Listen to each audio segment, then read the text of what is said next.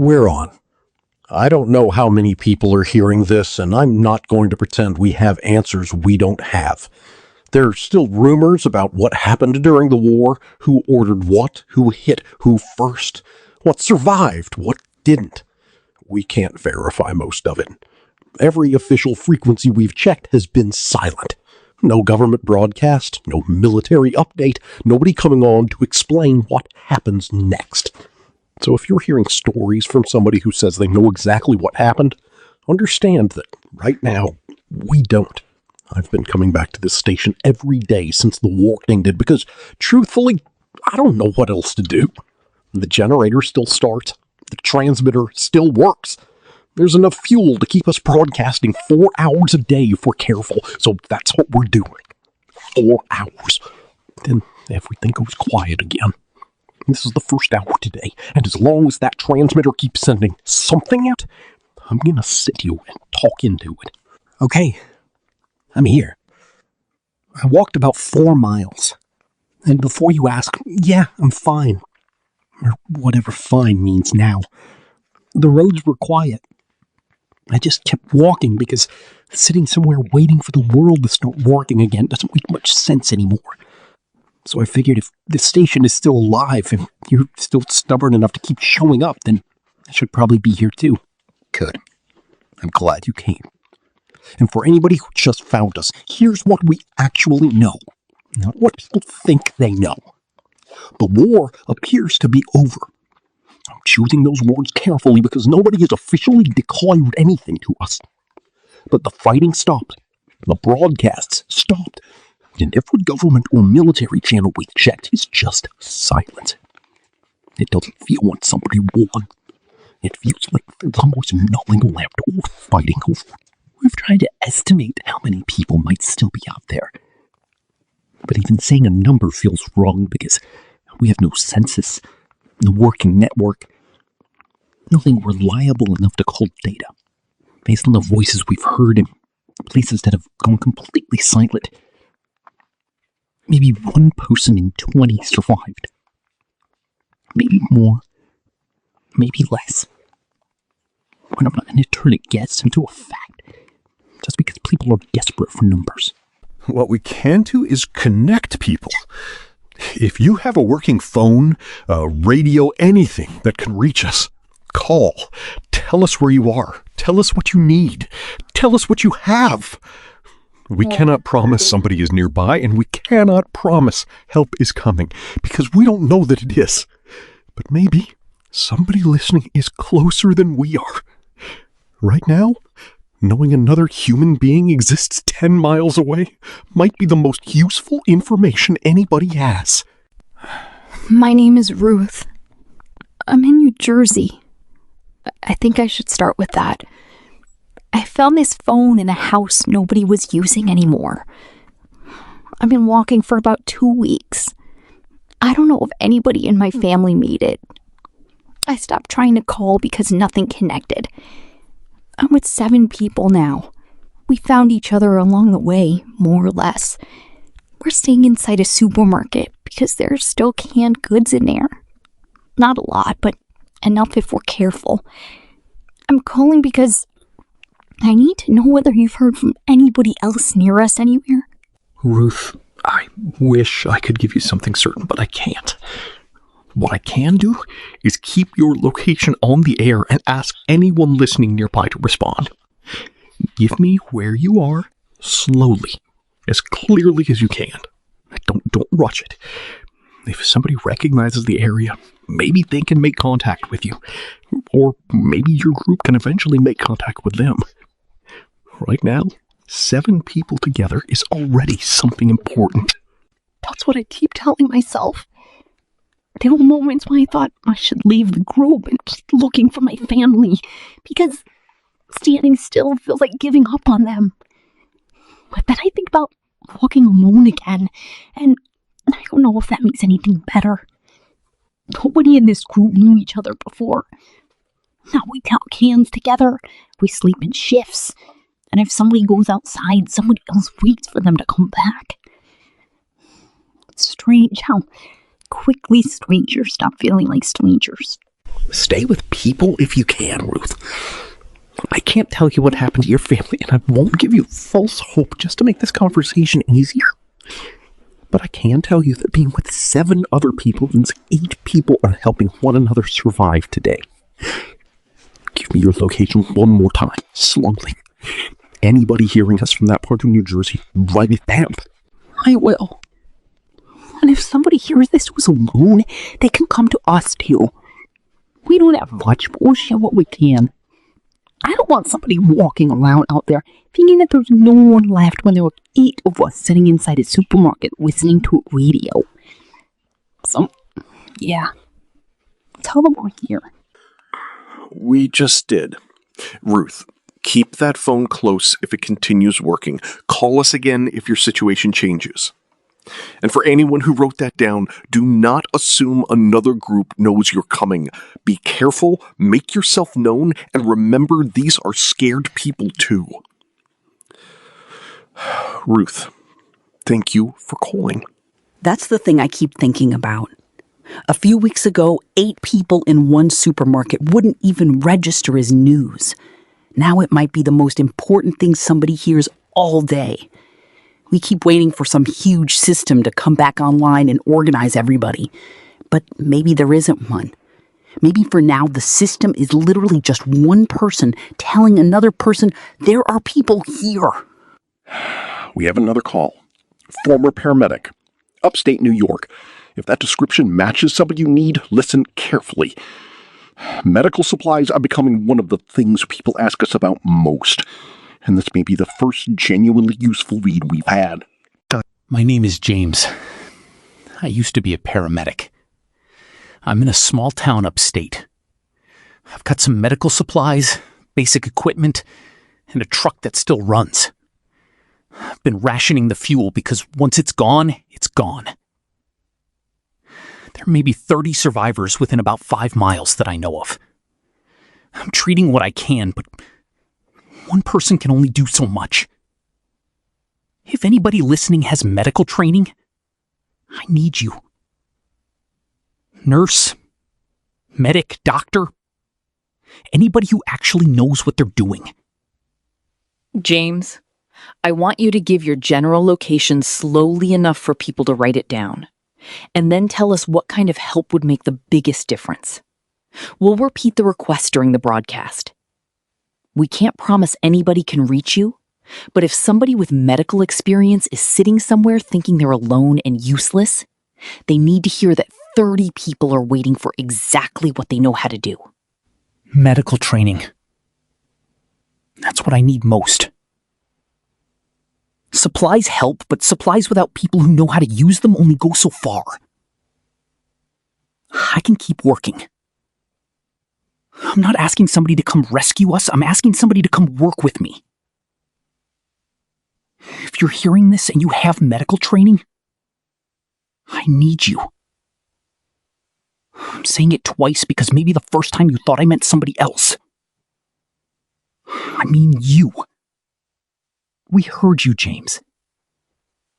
And I hope the right person heard you too. Keep doing what you're doing and call us again. We're going to keep your location in the log, and if we hear from anyone moving in your direction, we'll try to connect the information through the station. That's enough.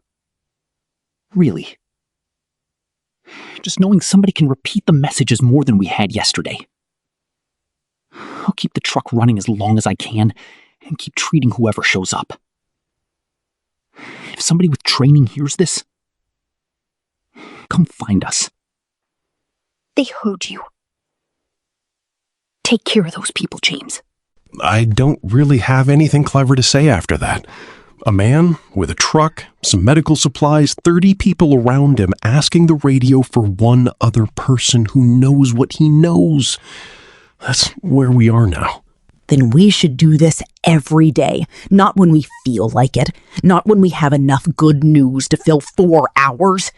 Every day the generator gives us time, we open these lines, we write people down, and we keep putting voices together. We are going to do this every day. So, before we move on, I'm going to give you the station's coordinates. Write them down. I'm going to say them slowly, and I'll keep repeating them during every broadcast. If you can hear us, you are not alone, and now you know where we are. We're back on the air. I walked here this morning through streets that used to be full of people. I saw a dog running loose with nobody calling after it. I passed a garden somebody had planted before all of this happened. Tomatoes are still growing there. Nobody came back to pick them. I'm not trying to turn that into some big metaphor. I'm just telling you what I saw. Because right now, ordinary details are one of the only ways we know it still exists. I spent last night going through every location we received yesterday. I started a handwritten log because there's no point trusting anything important to systems that may disappear tomorrow.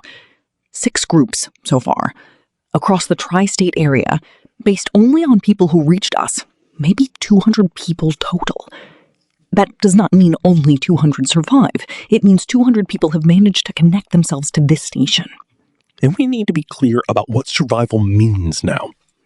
There are no normal supply chains coming through. We don't know if any hospitals operating the way they used to. There are no police showing up because somebody calls, no courts settling disputes, no larger structure we can point to and say they're handling it. Small groups are making their own agreements because that is what they have. We're back to something very old now. Community or nothing. I keep thinking about how fast that changes the meaning of everything. Before, if you ran out of food, you found a store. If you got badly hurt, you called somebody. If there was a problem with another person, there were systems between you and them. Now, every one of those systems has become another human being standing nearby and deciding whether they're going to help. My name is Diane. I'm in Connecticut. We're inside an elementary school. It became a refuge because people just kept arriving here. And now there are 43 of us. There are children. Some are with their parents.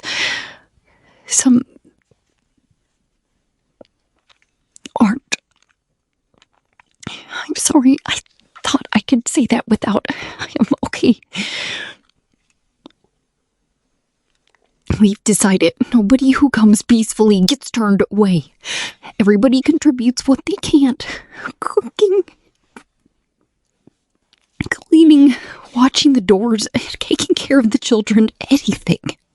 Take your time, Diane. You don't have to apologize for reacting to any of this. 43 people in one place is one of the largest groups we've heard from so far. And what you just said about letting peaceful people in matters. Give me the location of that school carefully. I'm going to repeat it after you, and anyone listening who is close enough should write it down. That's why I called. I don't want somebody nearby to spend another night alone because they don't know we're here. We don't have endless food. I'm not promising comfort. I'm promising people. There will be someone to speak to. Someone notices if you're missing. Someone puts aside abortion when food is divided. How that feels. Bigger than almost anything. I'm repeating the location now for everyone listening. Write it down exactly. And Diane, keep your group's information current with us whenever you can. If the number changes, if you need something specific, if you have something another group might need, tell us. This log only works if the people in it remain more than marked on a page. We will. And if anybody comes because they heard us here, just tell them to approach calmly and call out before they get too close. People are scared, but we're trying very hard not to let fear decide what kind of place this becomes. That may be one of the most important things anyone has said on this station. Thank you, Diane. Stay safe and keep those children close. 43 people in a school. Yesterday it was 8 people in a supermarket and 30 around a paramedic.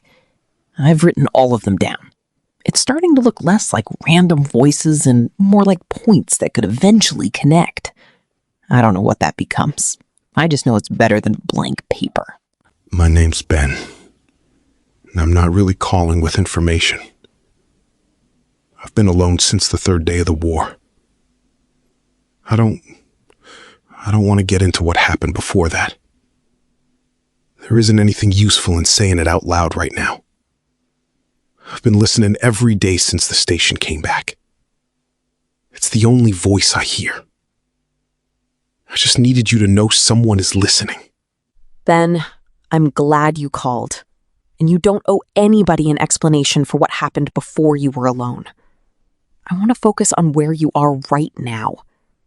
Tell me roughly where you are, what you have with you, and whether you can write something down. Because I have a list of groups, and I want to find the closest one we know about. I've got some food left. Water. A few things I carry because I don't want to leave them behind. I can write. I've been afraid to move because every time I think about leaving, I imagine ending up somewhere worse. When you're alone long enough, staying in the same place starts feeling like the only decision that doesn't immediately get you killed. I understand why staying still feels safer, but I want you to write down this location. Don't leave blindly. Think through the route and go carefully if you decide to move. But I want you to have a destination that contains other people. Being alone makes every problem yours alone. One injury, one mistake, one bad night. Find one other person if you can, Ben. Just one changes everything. I'm writing it. I'll try. I can't promise I'll suddenly become brave when I hang up. But I can promise I'll stop telling myself there's nowhere to go. Here in an actual place makes it different. It makes it something I could maybe do. That's enough for today. You don't need to solve the rest of your life before this call ends. Keep the location. Keep listening. And when you can, move toward people instead of deeper into being alone. Call us again, Ben. I mean that. I will. Thanks for answering. If anyone listening is in the same position as Ben, hear this clearly. Everything collapsing around you can make staying still feel logical. Moving feels dangerous because it is uncertain. But complete isolation has dangers of its own. Find one other person. You do not need to rebuild the world tonight. Find one human being. I brought something with me today, by the way. It's a little plant in a pot. I put it on the windowsill before we went on air. I know that probably sounds ridiculous, considering everything we've been talking about, but I wanted something living in here. That wasn't us. You carried a plant all the way here while we're rationing basically everything. And you're telling me this after the broadcast has already started. I'm trying to decide whether that is incredibly hopeful or exactly the kind of weird decision people make after the end of the world. Because something should be growing in here. That's the whole reason. Today, we're talking about something less philosophical and more immediate. Food. 3 weeks out, canned goods are still the obvious answer wherever people can find them. But those supplies are finite. We've heard from people using gardens, surviving livestock, rivers, streams, and whatever local knowledge they already had. We've also been talking with a woman who knows plants, and she has agreed to come on tomorrow to explain what is actually safe to eat and what isn't. The log is bigger again. 12 groups now. I started organizing them by rough region, and I'm drawing a map from memory based on roads and locations callers describe. Before you make fun of it, yes, I know it's not perfect, but it is currently the closest thing we have to seeing where people are. I can hear you holding up a piece of paper, Jenny. This is radio. Nobody can see your map. You're gonna have to keep describing it like the rest of us, living in an audio-only civilization. Thank you, Michael. That was incredibly useful. The important part is that there are more points than yesterday, and some of them are close enough that I'm starting to wonder whether the people in those groups could eventually know each other, instead of only knowing us. Something else keeps coming up in calls that never make it on air. The physical stuff is brutal, obviously, but people keep saying the hardest part is what every tiny decision feels like now. Do I use this food today or save it? Do I sleep or stay awake because nobody else is watching? Do I trust a stranger? Silence used to mean peace. Now people hear silence and wonder what it's hiding. My name is Nadia. I used to teach. I'm in Pennsylvania with about 20 people at a community center. We started making a schedule because days were starting to blur together. Meals, work shifts, cleaning, whatever needs doing. But every evening, we spend a few hours reading aloud from books we found. I think that reading hour might actually be the most important thing we do. More important than the work shifts and the practical things? I'm not arguing with you. I'm asking because people listening may be trying to figure out what their own group needs beyond food and shelter. And I think you're talking about something that isn't as easy to measure. Exactly. We don't read for information. We read because beautiful things were made. People made them. That matters to us. For a couple of hours, nobody is counting supplies or deciding who watches what. We remember that human beings did more than fight and survive. Could you two read something on the radio sometime? Not news, just something worth hearing. Yes, immediately yes. I don't even need to think about it.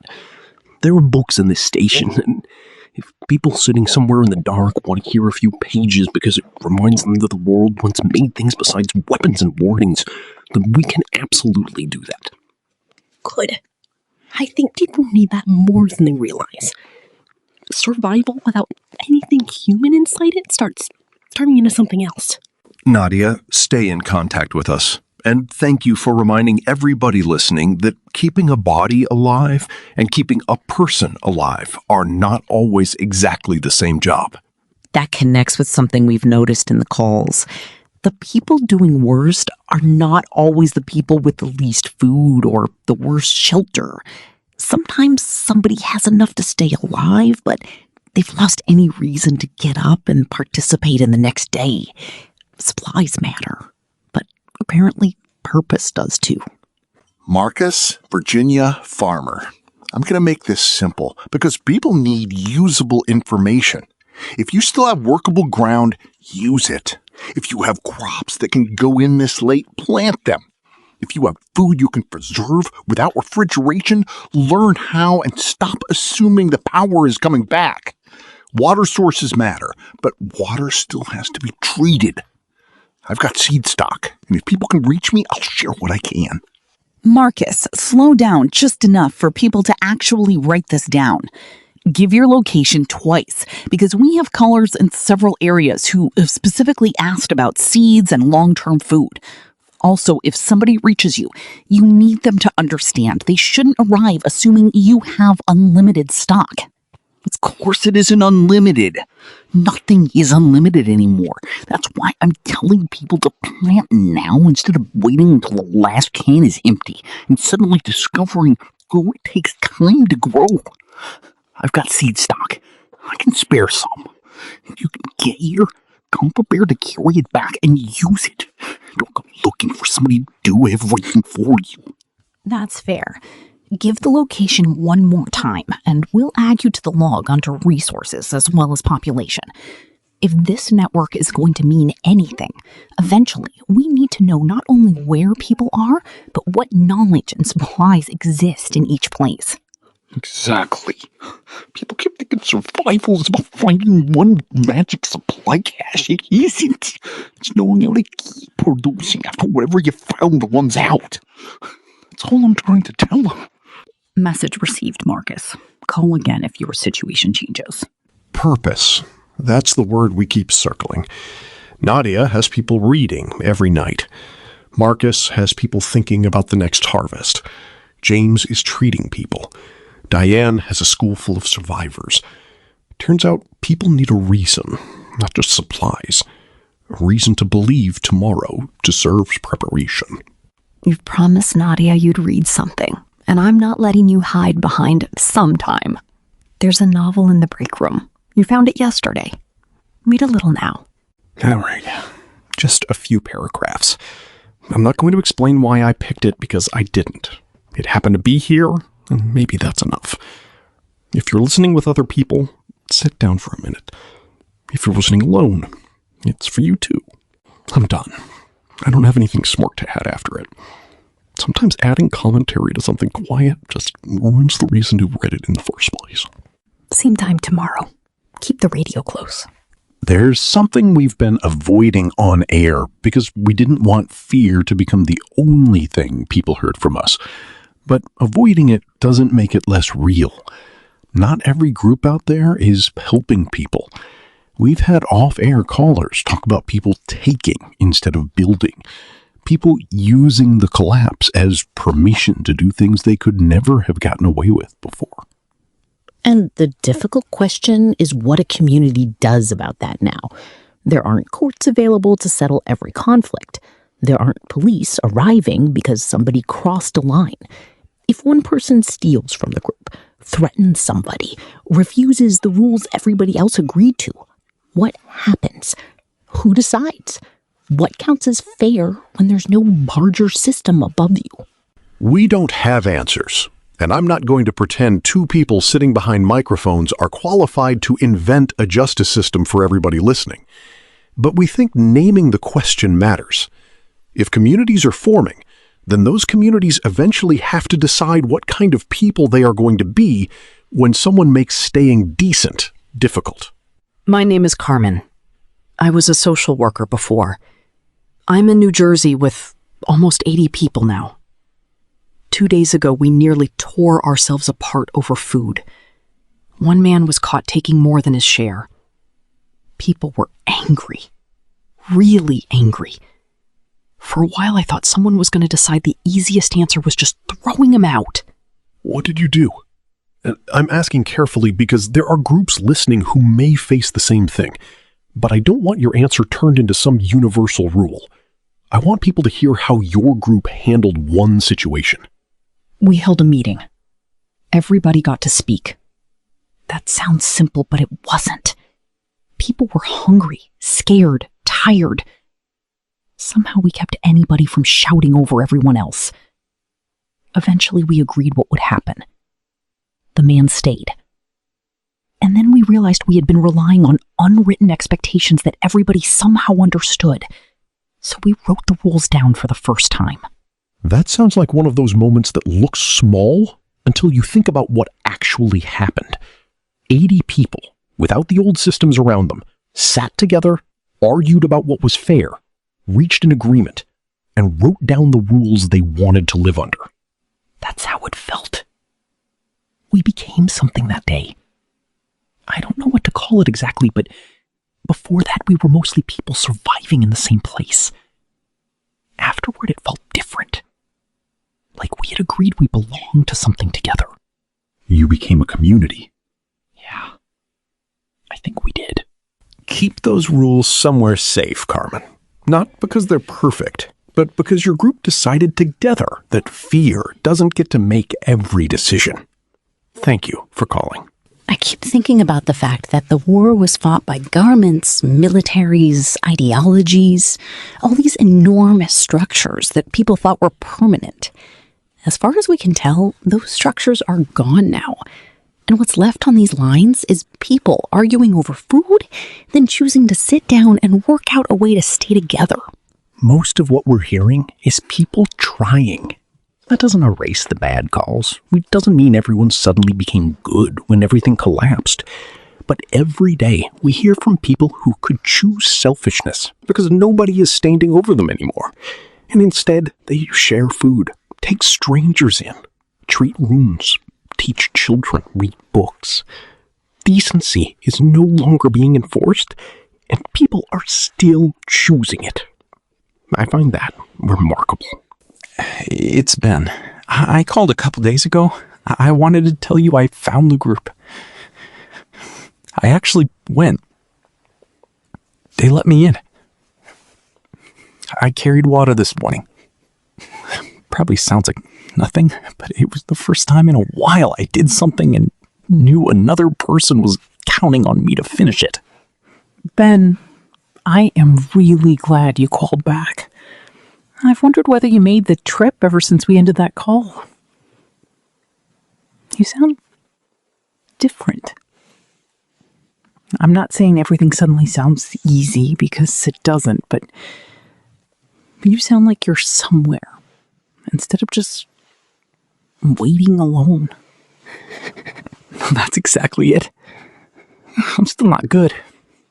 I don't think anybody is. But somebody handed me containers and said they needed water. And I didn't have time to sit there thinking about every terrible thing anymore. I had a job. And then I came back. And people were waiting for me.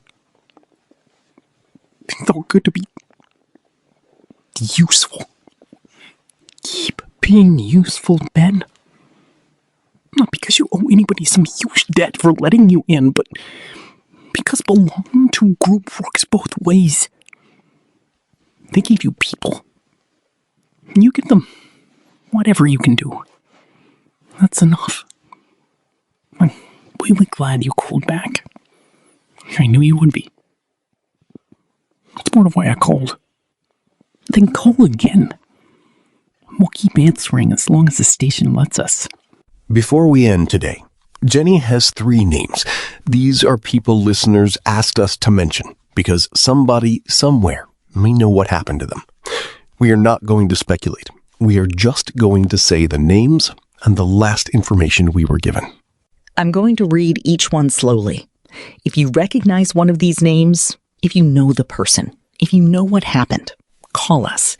Even if the answer is difficult, somebody is still waiting for an answer, and they deserve whatever truth is available. If you know any of these people, or know what happened to them, please call. A caller said something to me off air that I haven't been able to stop thinking about. They believe more children may have survived proportionally than adults. We cannot verify that as a number, so I'm not presenting it as a fact. But we do know children survived in schools, basements, places adults had put them because they believed those places were safer. Some were protected by people who did not survive themselves. Some were simply lucky.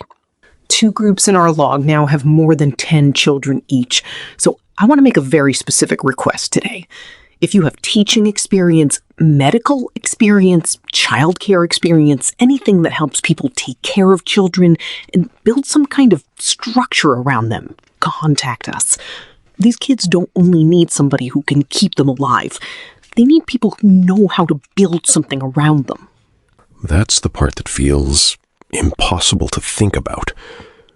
Adults can remember what existed before. Children growing up now are going to inherit whatever survives this. There are no instructions for what that looks like. Nobody planned for a generation of kids learning what the world was from people who are still trying to understand why it disappeared. It's Diane from the school in Connecticut. We took in 3 more children this week. They were found alone, wandering. There's one girl I wanted to tell you about because I don't really know what else to do with the feeling of it. She's maybe 7. She hasn't spoken since she got here. She eats. She sits near us. She helps carry things when people are working. She just doesn't speak. Don't force her to turn what happened into words before she's ready. It sounds like your group is already doing the one thing you can definitely do, which is making sure she isn't alone. Does she stay close to particular people, or does she just move around whoever is working? She mostly stays near adults. We don't push her. Somebody always makes sure they're close enough that she can see them. She had a backpack when she was found. Her name was written inside it. Maya. So that's what we call her. Maya. I don't know whether she understands everything around her, or whether she understands more than we do. Maya. All right, then everybody listening knows there's a 7-year-old named Maya in Connecticut who is safe today, who has people near her, who eats, who helps carry things, and who does not need to explain herself to anybody. Sometimes saying that much out loud matters. Yeah, it does. I think that's why I called. I wanted somebody else to know she exists. I wanted her to be more than another child we found after everything ended. She exists. We know her name now. Take care of her, Diane. And take care of yourself, too. People looking after children sometimes forget they're allowed to be affected by what they're seeing. We're trying. That's really all any of us can say anymore. Sometimes trying is the whole job. Call us again. We keep using the word rebuilding, but kids make that word mean something different. Rebuilding isn't only getting electricity back or finding enough food. It's deciding what knowledge matters now.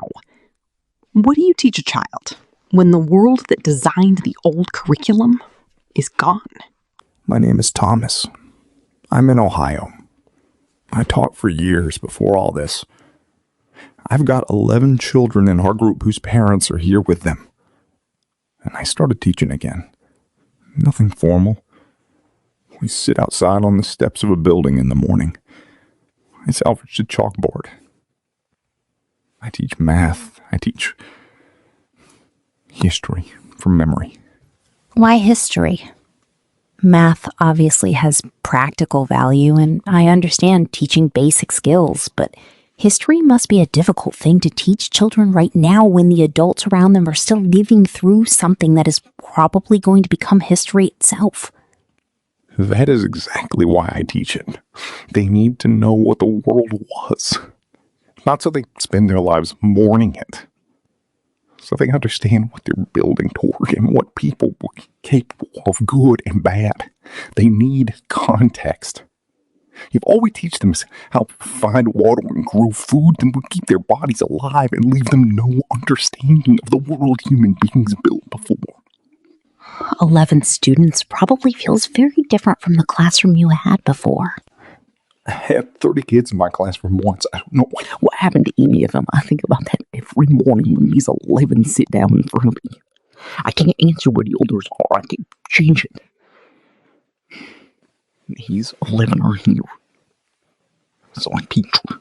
That's the only answer I have. And keep teaching them, Thomas.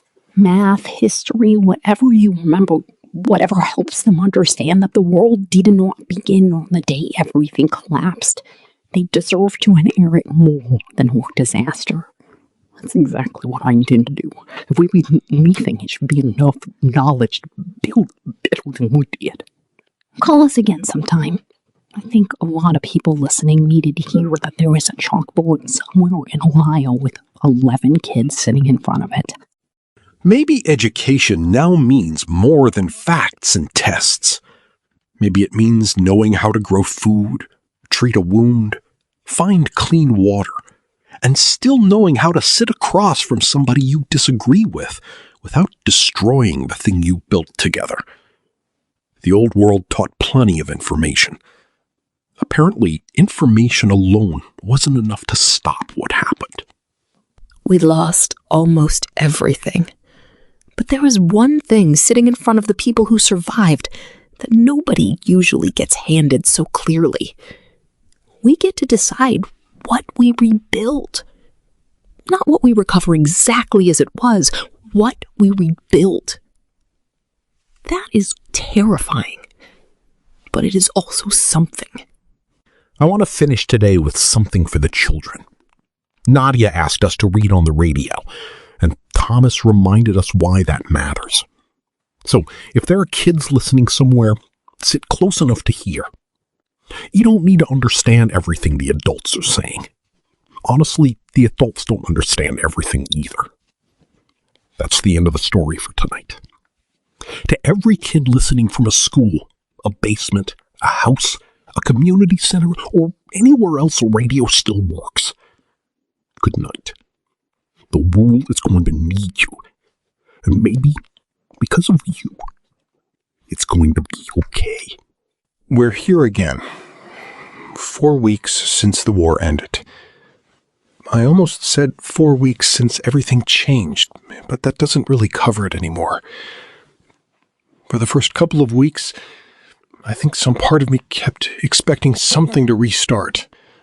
A government channel, a military transmission, Somebody official telling us where to go and what came next. I don't really wait for that anymore. Now I wake up thinking about what is actually here, instead of what should have come back by now. The map is getting too big for the paper I started with. I pinned it to the wall because folding it every day was turning it into a mess. We have 26 groups marked now, spread across the Northeast as far as this signal seems to reach. Some are only a handful of people. Some are much larger. If our numbers are even close, nearly 1,000 people are connected to the station in one way or another. 1,000 people. Before all this, 1,000 people would have felt like a tiny number. You could fit them into one building and nobody outside would even notice. Right now, it feels like everything. 1,000 people who know somebody else is out there. 1,000 people whose locations exist on a piece of paper instead of disappearing into the silence. And we're starting to notice patterns. Not rules, exactly, but things that keep appearing in the groups that seem to be holding together better. They have some kind of shared task that everybody needs each other to finish. They have at least one person who listens more than they talk. And almost all of them have some kind of ritual that marks the day. A meal together. A fire at night. Nadia's group reading books. Thomas teaching those kids in the morning. Something that says the day is more than just waking up, finding enough calories, and trying not to die before dark. I didn't expect that to matter as much as it apparently does. Maybe people need proof that the days are going somewhere. If every morning feels exactly like the emergency before it, eventually you stop feeling like you're living through time at all. We've got a familiar voice on the line from New Jersey. If you've been listening since we came back on air, you've heard her before. It's Ruth. We're still here. There are 19 of us now. We finally left the supermarket. The canned food was getting low enough that staying there started feeling like waiting for the shelves to decide our future. We found a residential neighborhood nearby and moved into a few houses close together, planting anything we can in every yard and open patch of dirt. 19. The first time you called, there were 8 of you sitting inside that supermarket, and you weren't sure whether anyone else was even close. And now you're telling me you have 19 people putting seeds into the ground. That's a pretty big change in a couple of weeks. It feels bigger than the number. The first seeds went in yesterday. Everybody stood around longer than we needed to. Nobody wanted to say why it mattered because I think saying it out loud would have made us emotional. But planting something is different from opening another can. A can means you're trying to get through today. A seed means you're assuming there's going to be a day months from now. It's a vote. A vote. Yeah. You're voting for there being a future. You're putting something in the ground now because you believe somebody is going to be there when it's ready. That's exactly what it feels like. Like saying we believe there's going to be a future to harvest in. I don't know if all of us will see it. I don't know what happens between now and then. But we planted anyway. Keep planting. And keep calling us. We'll update the log from 19 instead of 8. That matters too. Every time somebody comes back on this station and says their group grew instead of disappeared, people listening hear proof that gathering together can work. We'll keep calling. And Michael, thank you for answering the first time. I don't think I realized how badly I needed somebody to answer. I'm glad the phone rang, Ruth. Yeah. What Ruth said about planting is exactly what I mean about groups changing. At first, every call was about where food was left, where shelter was, who was alive. Now people are beginning to ask what they can produce instead of what they can find. It's subtle, but it feels like a line being crossed. And we've got another returning caller. Upstate New York. Medical Post. It's James. I've got an update. A nurse found us. She heard the station, heard the request, and walked for 2 days. So there are 2 of us doing medical work now. We've put together something that barely deserves the name medical post, but it's a place people know to come. James, that is exactly why we kept repeating your location. What difference does having another trained person made? Huge difference. We've treated infections, set bones, done what we can with what we have. And I delivered a baby. He delivered a baby? Elsie. A boy. Mother's okay too. He named him after the town. I don't know why that got to me more than everything else, but it did. Maybe because for weeks all I've done is deal with what the war left behind, and suddenly there was this completely new person who wasn't here before any of it happened. I'm sorry. I'm laughing. I don't even know why I'm laughing. It's okay. You'll have to. Everybody did. Nobody knew what else to do. The baby cried, and 30 exhausted people started laughing like idiots. That might be the best thing I've heard since we came back on air. One new person. Not somebody we located. Not somebody who made it through. Somebody new. Yeah. And we're keeping him healthy. That's the job now. They keep doing it. And tell that nurse who walked 2 days that somebody here is very glad she heard you. I will. There's something people have been asking us off air, and I've been thinking about it myself. What do you do with memory now?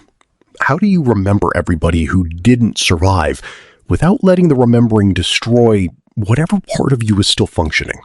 I don't think anybody has figured that out. Neither do I. But maybe remembering them means doing things they would have wanted done. Grow the garden.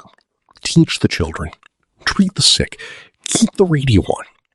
I don't know how to build a monument anymore. I know how to come here and turn on a transmitter. Maybe that's enough of a memorial for now. Tomorrow I'm reading something. Nadia suggested a book, and I found a copy. You're holding it up again, aren't you? Yes. Still radio. It's a good one. I already cried twice, and I haven't even started reading it on air yet. Right. Something cheerful to look forward to. That was almost a joke. Making progress. Something happened that would have sounded completely ordinary 5 weeks ago, and now feels extraordinary. 2 groups on Jenny's map met each other, without this station between them. They physically met on a road, cautiously talked and traded seeds for medicine. Nobody here arranged it. Nobody gave permission. 2 groups figured out the other one existed and made contact themselves. So the log has changed again. I'm not only writing down where groups are. I have another section now. What they have, what they need, and who they've made contact with. Connecticut has tools. Pennsylvania needs tools. Upstate New York has medical knowledge. New Jersey has seeds. It's messy and written and probably full of gaps. But for the first time, the map has lines between the dots. We're inventing something. I don't think we are. No? I think we're remembering something. This is how people always started. Before everything got complicated enough that nobody thought about where food came from or who kept the roads working. Somebody had something. Somebody else needed it. They met. Maybe civilization doesn't begin with a flag or a building.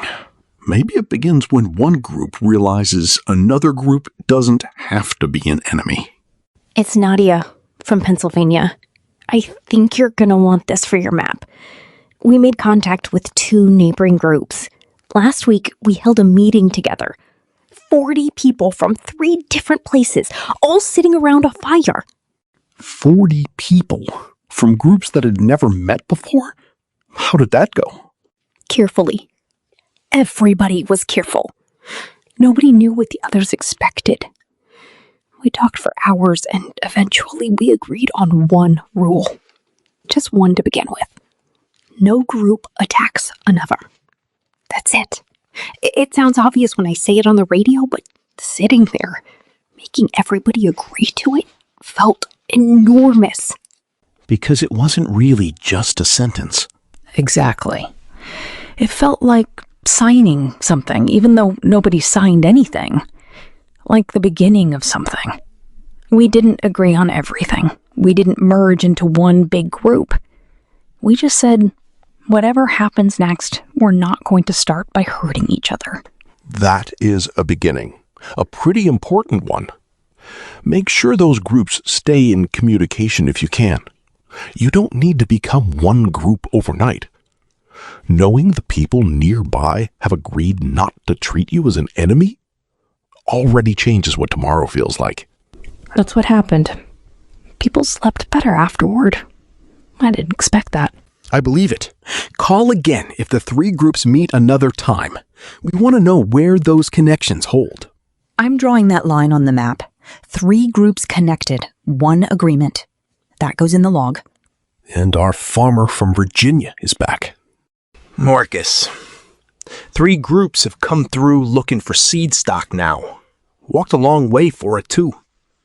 I've given out everything I can spare without putting my own people in trouble. The first time you called, you were pretty clear that people needed to stop waiting for somebody else to solve food for them. You sound different today. Yeah, well, these people come walking across 3 counties, carrying whatever they've got to trade. Some barely have anything, but they still show up trying to offer something instead of just taking. You see somebody do that? You can't turn them away if you've got enough to help. I don't care who they were before. So what does somebody get when they arrive? What I can spare. Seeds. Advice if they listen. Sometimes they got something useful to leave behind. Sometimes they don't. I thought I'd be angry about giving things away. Instead, I keep thinking, if those seeds grow somewhere else, that helps everybody eventually. That sounds suspiciously generous for the man who practically yelled at everybody the first time he called. I was not yelling. You were definitely yelling. Fine. Maybe a little. But I think I get it now. If somebody shows up after walking that far, you keep what you can. Like, that's how it works now. Put that on a sign, Marcus. I'm busy planting. Fair enough. Keep calling. We received something else today. Not a phone call, a physical letter. Somebody carried this to the station by hand from a group north of us. Think about that for a second. Somebody wrote words on paper and another human being physically crossed the distance because they wanted those words heard.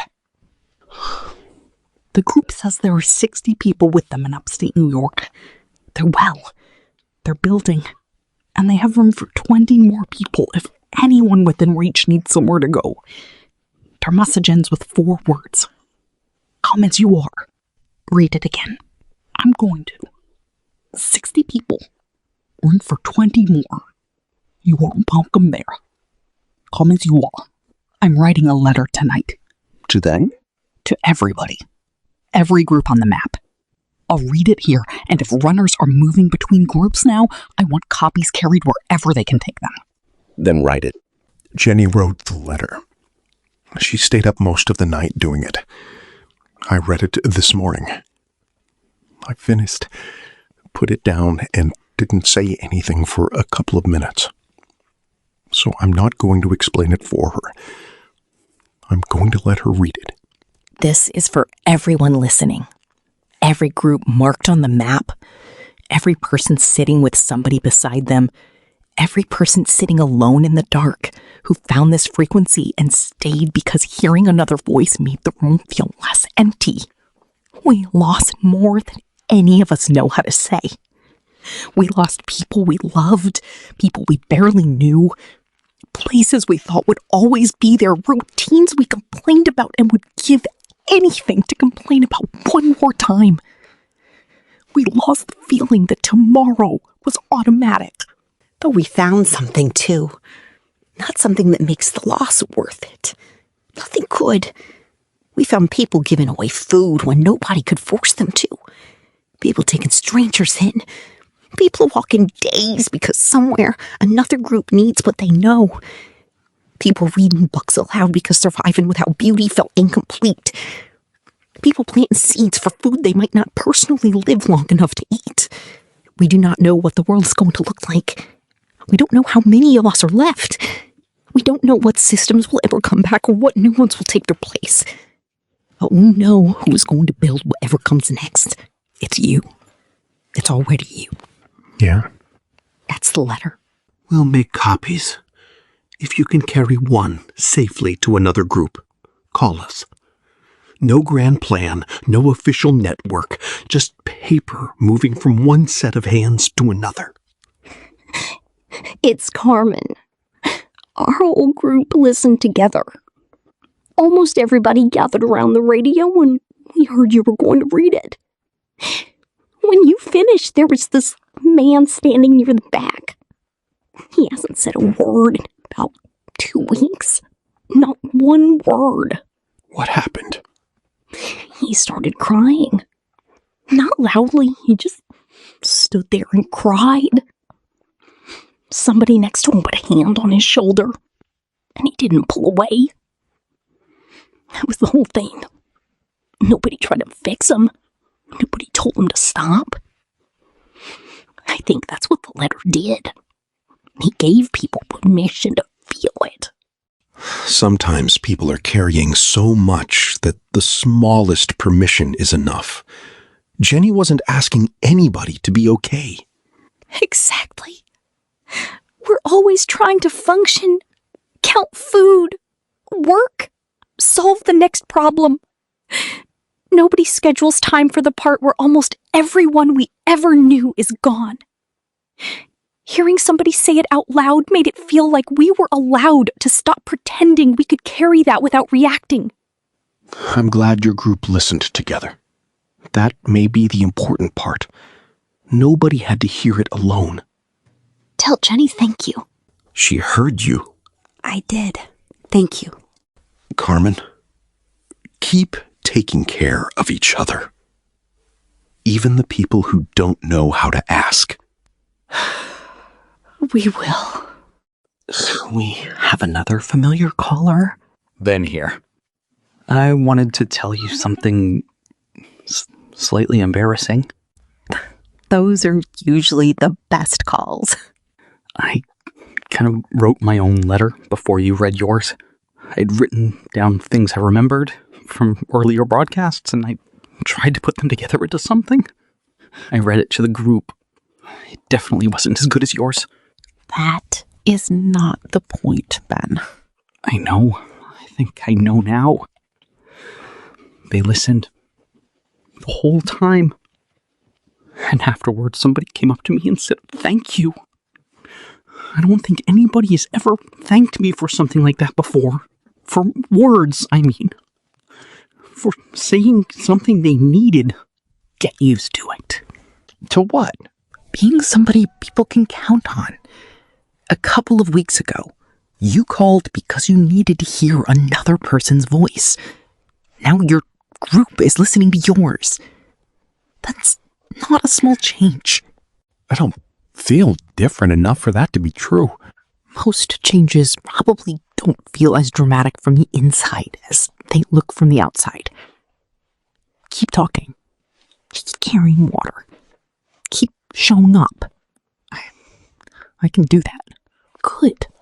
I've been trying to figure out what this station is now. It isn't really a news station. There isn't enough reliable news left for that. It isn't entertainment. Nobody is tuning in because they need something in the background while they drive home. Maybe it's something older. A fire in the center of a camp. People come close enough to hear each other. They say who's missing. They say who needs medicine. They say who has seeds. Sometimes they say nothing useful at all. They just need another person to know they're awake in the dark. And we keep listening. Before we shut down today, one name. Just one from the list of people others are still looking for. I'm going to read the description and the last known location slowly. If you know anything, call us. We'll keep reading the names every broadcast until there is no one left behind. I was awake most of last night. Not because I heard something outside. Not because I thought another attack was coming. I think I'm past that kind of sleeplessness. I was thinking about a question I've avoided for 4 weeks because it felt too big and too useless at the same time. What was it for? The war.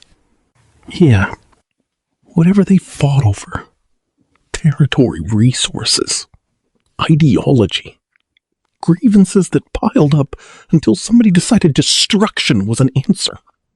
What did the people in charge believe it was worth risking everything for? What did they think they were going to win? I think about the people who started it and imagine that at some point they believed there was something on the other side worth having, some victory, some result. And now, as far as we can tell, they're gone. Meanwhile, the people they were willing to sacrifice are still here, planting seeds, delivering babies, drawing maps by hand, teaching children on the steps of buildings, walking for days to bring medicine or trade something useful. Sometimes I think the wrong people survived. Then I catch myself and think maybe that's backwards. Maybe the right people survived. The people who would never win a war because they were too busy trying to keep everyone around them alive. I don't know if there's an answer to the question. Maybe asking it is the only useful part. It's Diane. I've been waiting to say something, and I think today is the day. I want to talk about the people who didn't survive. Not as numbers. I'm tired of numbers. Numbers make it possible to say something enormous without seeing anybody. Then tell us about them. I had a neighbor who used to argue with me about parking. Constantly. I thought he was impossible. But every time something actually mattered, he was kind. He carried groceries for older people, fixed things without being asked. I never told him I noticed. I taught a student for 1 year who drew in the margins of every worksheet I handed out. I used to tell her to pay attention.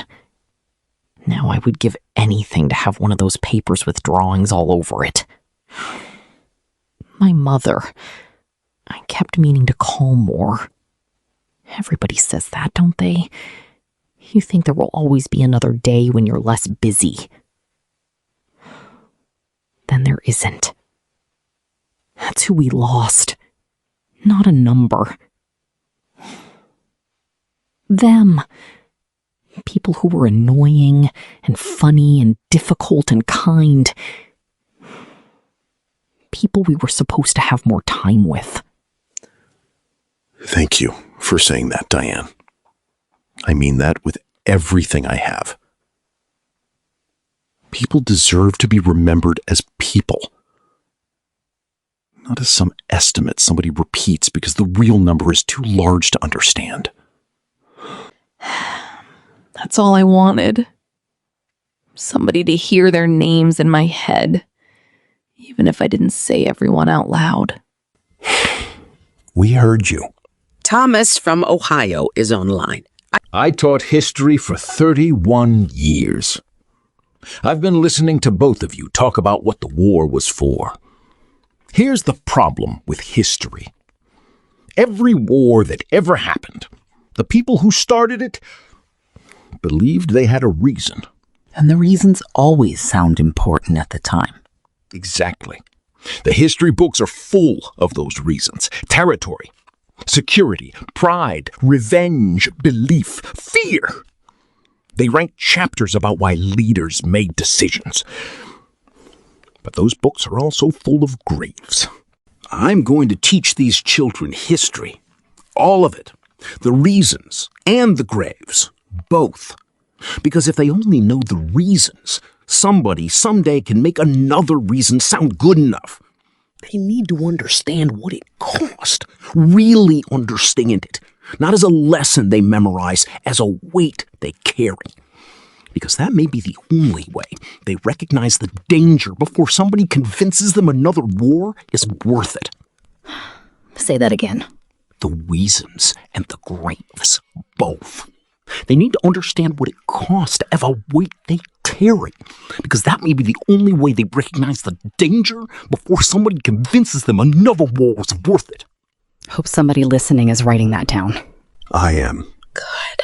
That may be the most important thing anybody has said on this station. Tomorrow is the last broadcast before we shut the generator down for maintenance. If you can call. You don't need some important update. You don't need to teach us anything. Say whatever you need to say. We'll be here. There are birds outside. A lot of them. I haven't heard that many birds in one place in a long time. It's strange what your mind notices now. The earth is already crying. It doesn't know what we did. It doesn't understand borders or wars or why almost everybody disappeared. It's just trying. I brought food. You say that like you've arrived carrying treasure. It kind of is. Real food. Vegetables. Grown food. From Ruth's group in New Jersey. Somebody walked them here. Look at these. They're uneven. One of them is shaped completely wrong. About perfect. Radio, Jenny. I know. I'm describing them. Someone grew these. On purpose. For us. Think about that.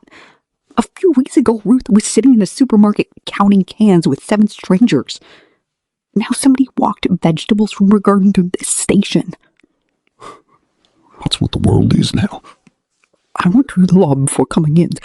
41 groups. Our best estimate is around 1,200 people connected to this network. 14 known meetings between different groups. 1 new baby. 1 school. 3 trade agreements between groups. Read them again. 31 groups. About 1,200 people. 13 meetings. 1 new baby. 1 school. 3 trade agreements. Those numbers matter more to me than almost any number we used to read on the news. Me too. Our first caller today is also the first voice that called us when we started doing this. It's Ruth. 26 of us now. The seeds are still in the ground. Nothing dramatic happened. I just wanted to call because I've been carrying something around in my head and I knew today would be the day to say it. Go ahead. Before the war, I was the kind of person who didn't talk to my neighbors. I wasn't rude. I just kept to myself. I didn't want to bother anyone. And honestly, I didn't want anyone bothering me. 3 weeks ago, I didn't know any of these people. Now I know all of them. I know who cries at night when they think everybody else is asleep. I know who wakes up singing. I know who is afraid of dogs. I know who can fix almost anything with their hands. I know who burns food every single time they cook and somehow still volunteers. Why did it take this? Why did it take all of this for me to know the people around me? I don't have an answer for that. I know. I don't think anybody does. I'm glad you know them now, Ruth. I wish the price hadn't been this. I wish you had met under completely ordinary circumstances and spent years complaining about each other's lawns or whatever people used to complain about. But I'm glad you know them now, Ruth. Me too. And Michael, that first day, when you told us 8 people together meant something, I didn't believe you completely. I do now. So do I. Take care of yourselves. You too, Ruth. And tell the other 25 people somebody here knows they exist. 26. That might be my favorite update on this entire heat. Mine too. James here. I'm gonna keep this short because there are people waiting for me. The baby is 3 weeks old today. 3 weeks already. His mother asked me what she should tell him someday about the world he was born into. I didn't know what to say. I've been thinking about it ever since. Did you come up with anything? I told her to tell him it's worth it. Tell him the people who are still here decided it was worth it. Every morning they get up, plant something, treat somebody, teach somebody, carry water, and probe it again. That's all I've done. James, that's everything. Take care, Jay. You too. Take care of that boy. We will. I've been thinking about what to say before we shut this transmitter down for maintenance. I had notes. I threw them away. Good. We went to war. Almost all of us died. And the people left behind are growing food. They're teaching children. They're walking 3 days to trade seeds for medicine. They're carrying letters between groups. They're taking strangers in. And I keep thinking, if we had put half that effort into not starting it, just a half. The people who started it are gone. Their reasons are gone. Their flags are gone. Their borders are gone. And the people they were willing to lose everything for, we're here. We're the ones still here. And we're planting seeds. So this is what we want to say to whoever is listening, to whoever comes after us, to the children sitting on those steps with Thomas in Ohio, to Maya in Connecticut, who still doesn't speak but carries things and helps, to Ben, who found one group and stayed, to Ruth and the 25 people she knows by name now, to James and that 3-week-old baby. War begins when people forget that the person standing across from them is a person too. When reasons become bigger than human beings, the cost eventually becomes human beings. Don't forget that. Don't let the children forget it either. Teach them the reasons and the graves. Teach them both. Build something they would be ashamed to destroy. Build it so well that no reason ever feels worth losing it. If you can hear us, you are not alone. You never were. We'll keep the radio on as long as we can.